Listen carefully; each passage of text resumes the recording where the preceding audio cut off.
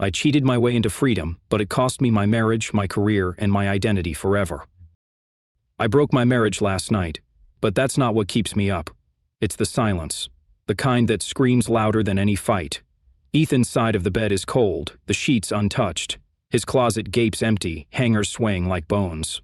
I'm Claire, 34, marketing manager. Wife, or was. Ty was chasing freedom. Now I'm staring at a text from Lauren. Did he go for it? My thumb hovers over the screen. I don't reply, I just save it. It started 6 months ago, over wine at Lauren's sleek condo. She leaned in, eyes glinting.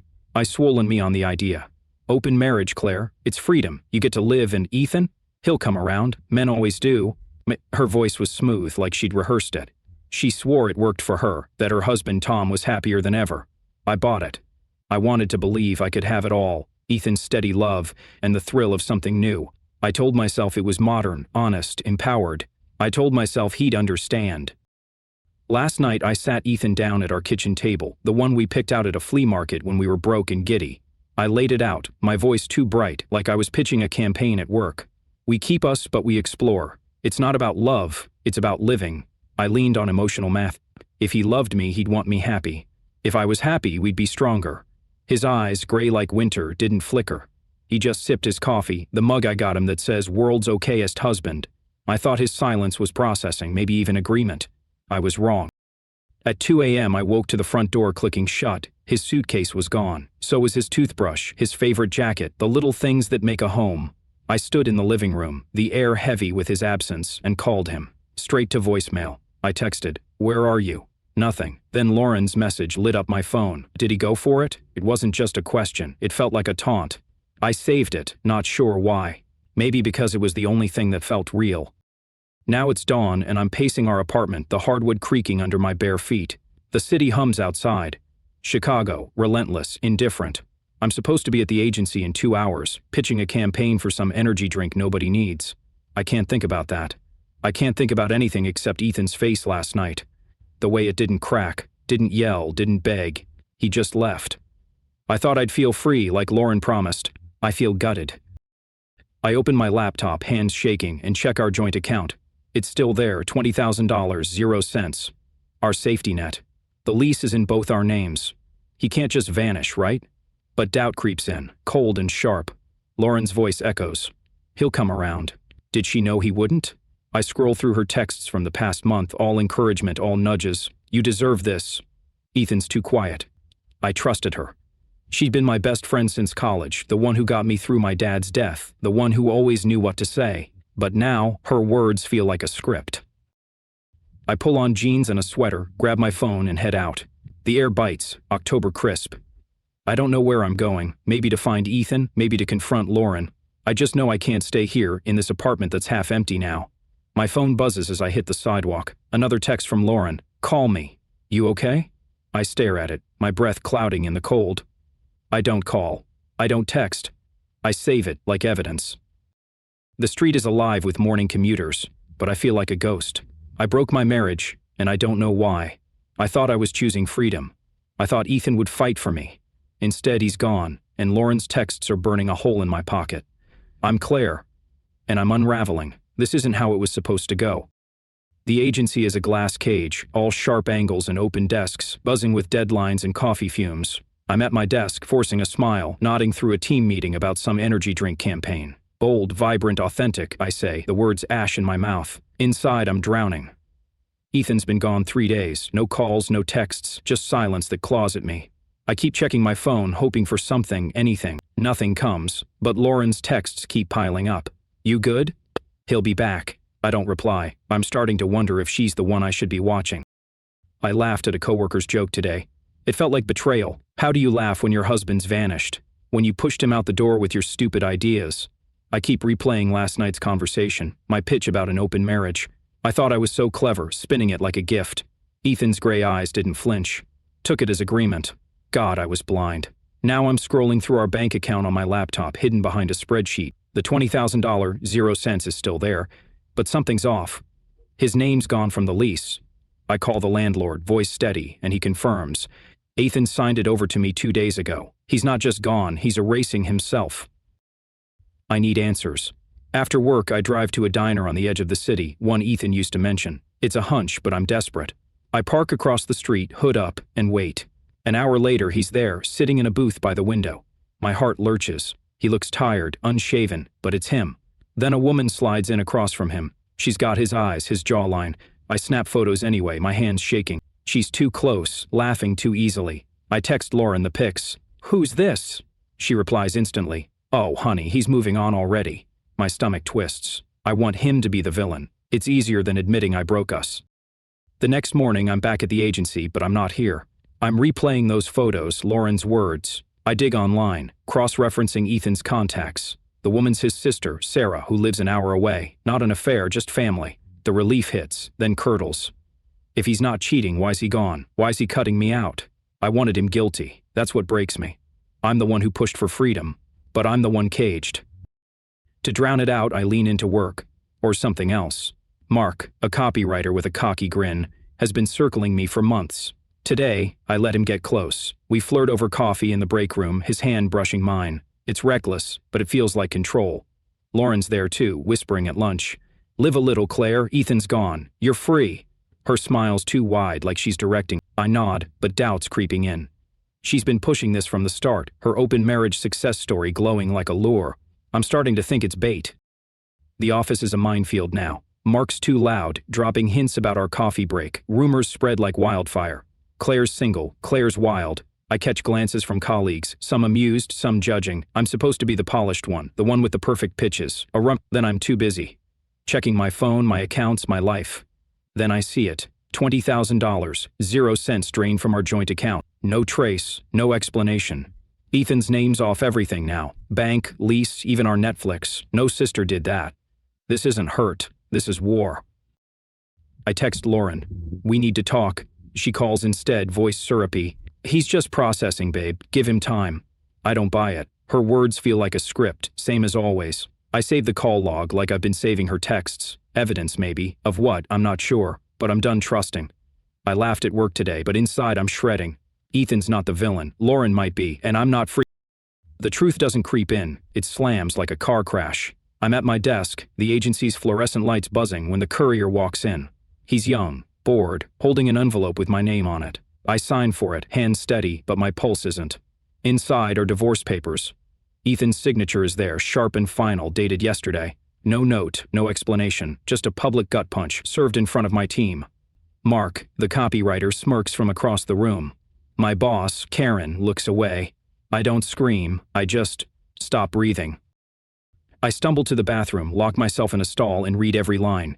Irreconcilable differences, equitable distribution. It's clinical, like he's dismantling a machine, not a marriage. My phone buzzes. Lauren, of course. "You okay?" "Heard about the papers." "Heard how?" "I haven't told anyone."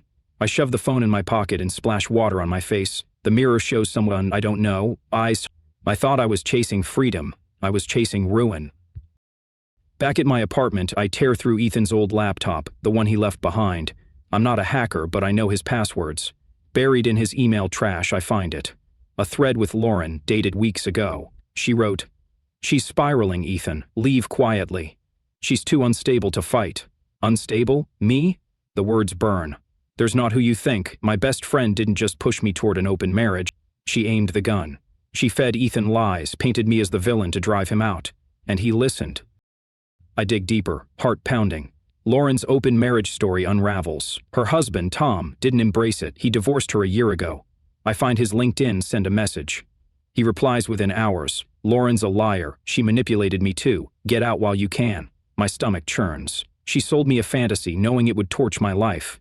Her texts, her encouragement, her live a little. It was all a script to break me. Why? Jealousy? Control? I don't know yet, but I'm done asking.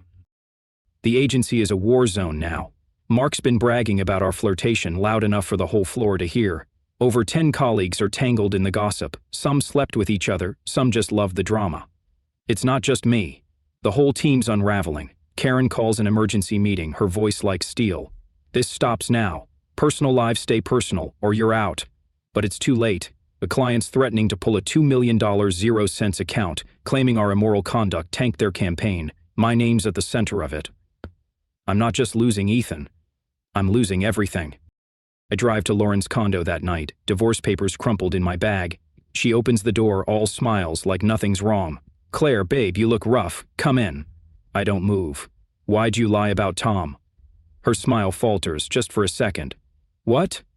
"Tom's fine, I cut her off. "He divorced you, you set me up." She laughs, but it's thin. "You're stressed. Ethan's got you paranoid." I step closer. "I have the emails, Lauren. You told him I'm unstable." Her eyes flicker, and I see it. Guilt, or maybe fear. She recovers fast. "You wanted freedom, Claire. Don't blame me for your mess." I leave without another word, but I'm not done. "Ethan's gone, moved to Minneapolis," Tom says, "with a new job and no trace of me. The divorce papers are just the start. He's cut me out like I'm a tumor. Lauren's the poison, but Ethan's the one who walked away." I'm not crying anymore. I'm planning. I'll confront her, expose her, make her pay. And Ethan? I'll find him. I'll beg, fight, whatever it takes. I broke us, but I'm not letting go, not yet. I'm not Claire anymore. Not the one who pitched campaigns with a smile, who laughed at Lauren's wine-soaked advice, who thought love could bend to her will. That Claire's gone, burned away by divorce papers and empty bank accounts. Now I'm someone else, someone who moves cash, calls favors, watches. I'm not prey, I'm the predator, and Lauren's in my sights. The agency is a graveyard. After the client's $2 million, 0-cents threat, Karen, our CEO, suspends me, Mark, and 3 others. "Unprofessional conduct," she says, her eyes like knives. "A lawsuit's brewing, some morality clause in the client's contract we've all violated. The office is a snake pit now, whispers trailing me like smoke. Claire's the one who started it. Claire's the home where—" I don't argue. I don't care. My life's already in ashes. Let them talk. I spend my suspension digging, not for redemption, but for revenge. I start with Lauren. Her condo, her Instagram, her polished lies, they're a facade. I call Tom, her ex-husband, and he's a goldmine. "She's in debt," he says over a grainy Zoom call. "Credit cards, loans, all maxed out. She's been playing happy for years." He sends me screenshots, Lauren's emails, begging him for cash post-divorce, her threats when he refused. I cross-reference her social media, finding gap weeps with no posts, trips she never took. She's broke, desperate, and I'm the fool who bought her open marriage gospel. But why me? Why torch my marriage? I keep digging. I move money first. $5,000, 0 cents, from my personal savings to a new account Lauren can't touch. I call a lawyer, a shark from a firm downtown, and start building a case. Not for the divorce, Ethan's made that clear, but for Lauren. Fraud, maybe. Emotional manipulation. I don't know the legal term, but I know she's guilty. I track her movements through mutual friends, casual text. She's at yoga, at bars, at meetings, always smiling. I watch from a distance, my phone camera catching her every step. She doesn't see me. I'm not her Claire anymore. The agency's fallout keeps spreading. Karen emails new moral conduct policies. No fraternizing, no scandals, mandatory HR check-ins.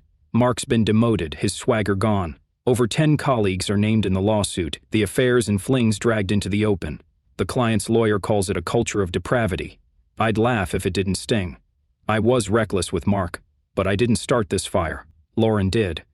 She lit the match when she pushed me toward chaos. Then, I get an unexpected ally. Sarah, Ethan's sister, texts me out of the blue. I haven't spoken to her since I snapped those diner photos, thinking she was his mistress. "I'm not your fan, Claire," her message starts, "but Lauren's worse."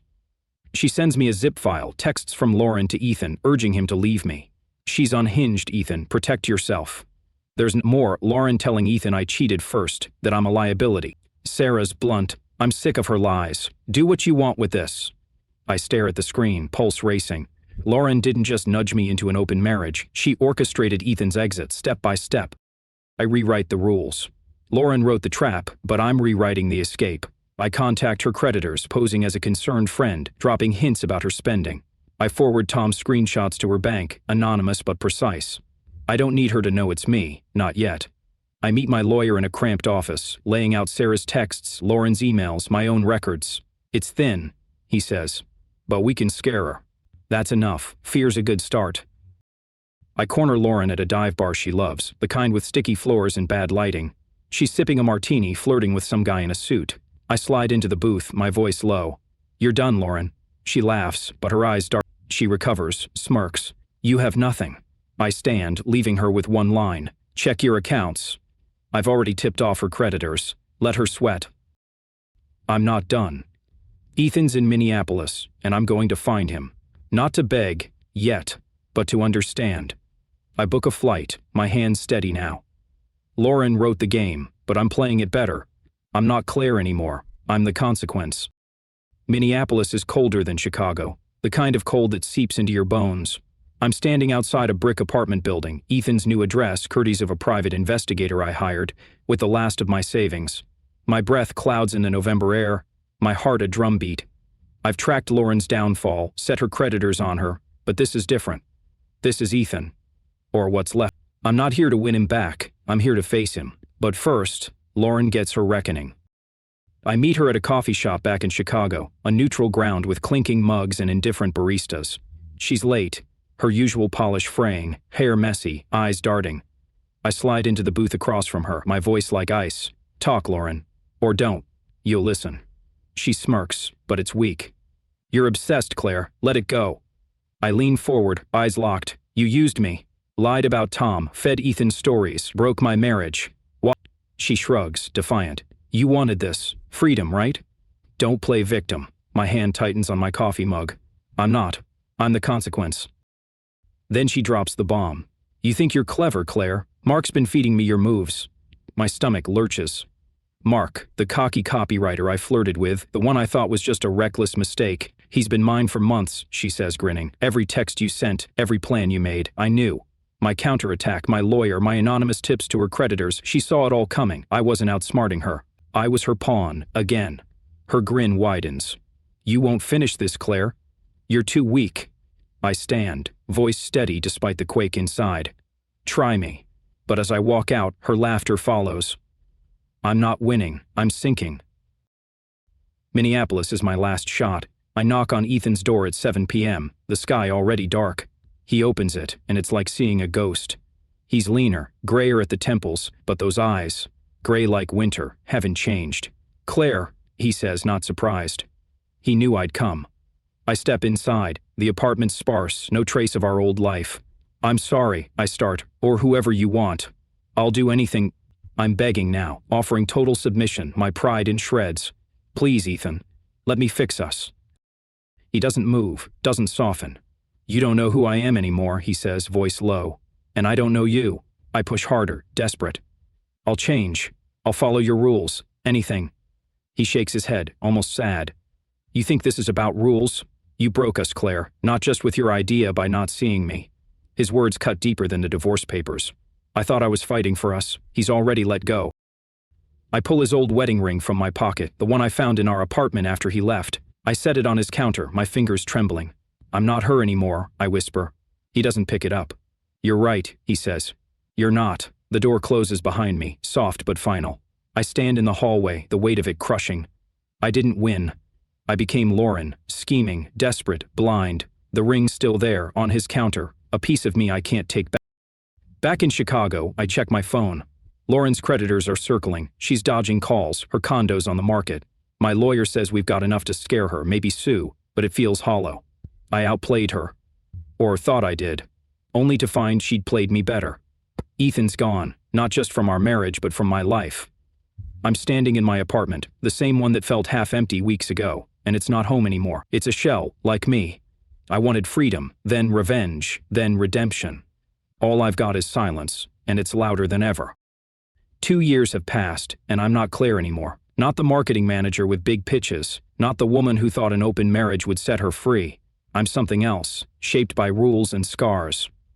Ethan took me back, but not as his wife, not the way we were. He set terms, and I agreed. Total submission, a structured life. I lost my career, my spark, my name in the agency's hallways. I gained silence, and I'm still figuring out what it cost. I work at a bookstore now, shelving novels I don't read, the kind with happy endings nobody believes. My apartment's gone, sold to cover legal fees from the agency's lawsuit. I live in Ethan's world, a small house on Chicago's outskirts where every day as a rhythm follows his rules. No phone unless he approves, no nights out, no Lauren. And the stripes? 5 red marks, every Sunday, a ritual of penance. They're not just physical, they're a reminder. I broke us, and this is the price. My hands shake when I trace them, but I don't cry. I chose this. Lauren's gone, or close to it. Her condo's sold, her accounts drained. Tom, her ex, tipped off her creditors, and they tore her apart. Last I heard, she's crashing on couches, her charms spent. Her lies caught up. Karen's retired. The gossip's faded, but the new moral codes are ironclad. I'm a cautionary tale, whispered in break rooms. Ethan's house is quiet, all sharp edges and order. I cook, clean, kneel when he asks. It's not love, not like before. It's a contract signed in my own blood. Is this peace, or just chains I chose? I don't ask anymore. I live it. The stripes sting, but they're mine. I earn them. 2 years of this and I'm still here, breathing, rebuilt from ash. I look in the mirror sometimes, searching for Claire. She's not there. I'm his now, shaped by his hands, his rules. I lost it all, house, friends, the spark that made me me. I gained this silence, heavy but still. It's not redemption, it's survival. I'm not sure what's worse. I keep Ethan's ring in my pocket, worn smooth from years of promises we couldn't keep. It's heavy, like the silence that fills this house. I'm not Claire anymore, not the woman who chased freedom and burned her life to ash. I'm something else, carved by rules and red stripes, living in Ethan's shadow. The bookstore hums with quiet lives, customers who don't know my name, stories I shelve but never open. This is my road now, and it's mine alone. Lauren's a memory, her life unraveled like thread, her condo's gone, her reputation dust. I saw her once, months ago, outside a bar, thinner, eyes hollow. She didn't see me. I didn't call out. There's nothing left to say. She broke me, but I broke myself harder. The agency's a ghost too. New staff, new rules, my name erased from its walls. I don't miss it. I don't miss anything, except maybe the Claire I'll never be again. I'm washing dishes tonight, the kitchen clock ticking past 9 p.m. when my phone buzzes. Ethan doesn't like me checking it, but he's out, inspecting a site. I dry my hands, heart thudding, and open the message. Unknown number. You're not done yet. My breath catches. It's not Lauren, her number's long blocked. It's not Mark, not Tom. I stare at the words, the ring burning in my pocket. My hand shakes as I delete it, but the words linger, sharp as a blade. Someone's watching. Someone knows. I set the phone down, the house too quiet now. Ethan's rules, the stripes, this life. They're not a shield, they're a cage. And I built it. I broke my marriage, tore it apart with my own hands. I never said how far I'd go to fix it, or if I ever could. The ring stays in my pocket, a broken thing I can't let go. I check the locks, the windows, my pulse loud in my ears. The text is gone, but it's not over. It's never over. The bookstore smells of dust and old paper, a quiet that used to feel like refuge. It's been 3 months since that text. You're not done yet. And I haven't slept right since. I'm still in Ethan's house, still bound by his rules, the 5 red stripes, a weekly ritual I don't question anymore. But the air's different now, charged with something I can't name. I'm not Claire, not his wife, not even the ghost of who I was. I'm a shadow, and something's hunting me. I'm restocking shelves, the evening crowd thin when I see her. A woman in a gray coat, lingering by the fiction section. She's been here before, twice this week, always watching, never buying. Her eyes meet mine, sharp and deliberate, then flick away. My pulse spikes. I tell myself it's nothing, just paranoia from that text. But my hands shake as I shelve a battered copy of Gone Girl. Ethan's at a job site until midnight. I'm alone, and the store feels too big, too open. I check my phone, hidden behind the counter. No new messages, but I scroll to that deleted text in my mind, the words burned there. You're not done yet. I've changed my number, locked my accounts, but it's not enough. Someone knows where I am, what I've done. Lauren's gone. Last I heard she's in Ohio, scraping by in a dead-end job. It's not her. Mark's vanished, probably selling cars in another state. Tom's moved on, remarried, so who? I finger Ethan's ring in my pocket, its weight a tether and a curse. At closing, the woman in the gray coat is gone, but I feel her absence like a threat. I lock up, the streetlights casting long shadows on the pavement. Chicago's winter bites, and I pull my scarf tighter, scanning the empty street. Footsteps echo behind me, deliberate. I don't turn, just walk faster, my breath clouding. The footsteps stop when I reach Ethan's house, but I don't feel safe. I never do anymore. Inside, I check the locks twice, then sit at the kitchen table, the ring in my palm. Ethan's rules are clear, no questions, no past, just obedience. But the past isn't done with me. I open my laptop, something I haven't done in months, and search for answers. Old emails, agency records, anything. Then I find it, a news article buried in a local paper's archive.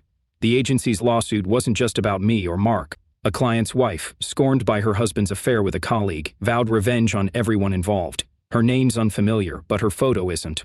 Gray coat, sharp eyes. My stomach drops.